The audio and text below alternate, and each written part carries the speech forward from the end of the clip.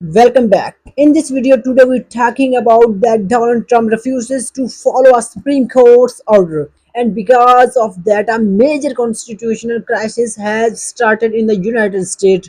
The overall in this video we're talking about Donald Trump and presents him as someone trying to place himself above the law. First of all, see this report.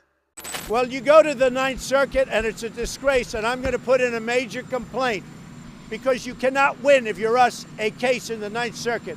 And I think it's a disgrace. This morning, the Supreme Court has delivered a monumental victory for the Constitution, the separation of powers, and the rule of law in striking down the excessive use of nationwide injunctions to interfere with the normal functioning of the executive branch.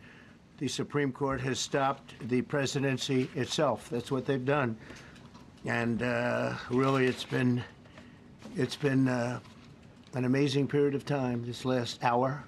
There are people elated all over the country. I've seen such happiness and spirit. Sometimes you don't see that, but this case is very important. I was elected on a historic mandate, but in recent months we've seen a handful of radical left judges effectively try to overrule the rightful powers of the president to stop the American people from getting the policies that they voted for in record numbers.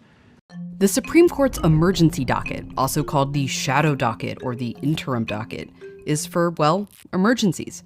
This is every time the federal government had a case there, back to the first Trump administration. And here's just 8 months into his second term.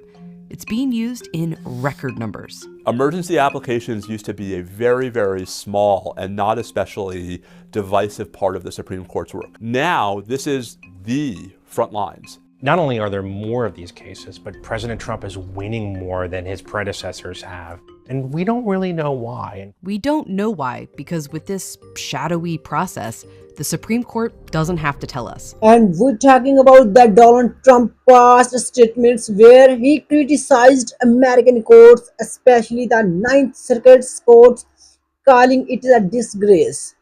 Then Donald Trump is now refusing to obey a Supreme Court decisions related to immigration and asylum policies. Restore protections for asylum seekers. Number 2, stop illegal deportations. Number 2, stop illegal deportations. Number 3, and try to bring back peoples who were wrongly deported. And the next, Donald Trump believes immigration enforcement is fully under presidential authority, so the courts should not control his action. It's a big decision of Donald Trump. I repeat one more again. Donald Trump believes immigration enforcement is fully under presidential authorities, so the courts should not control his action. Trump urges that if a president ignores the Supreme Court orders, it becomes a serious threat to the constitutional and the rule of law in America. Because of this video, we're talking about that a new impeachment resolution called HRES 353 has been introduced in Congress against Donald Trump. And some main points about related my this video, we're talking about that no president should be above the law. No president should be above the law. Number 2, ignoring the courts should damage American democracy. And number 3, the future of presidents might do the same thing if no action is taken. Supreme Court decisions is said to have addressed immigration related policies. The ruling reportedly called for changes such as strengthening protections for asylum seekers, halting certain deportations, and reviewing cases where individuals may not be removed without proper legal purpose. Trump and his administration urge that immigration enforcement falls under presidential authorities, and therefore the courts should not interfere in executive decisions making. And this disagreement has escalated into a broader constitutional debate. Critics urged that if a president refuses to comply with the Supreme Court ruling, it could challenge the foundation of rule of law and the balancing of power in the United States.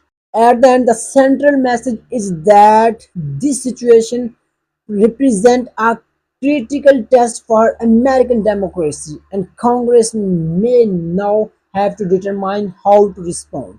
I hope so you understand what I'm talking about in this video about Donald Trump and his impeachment.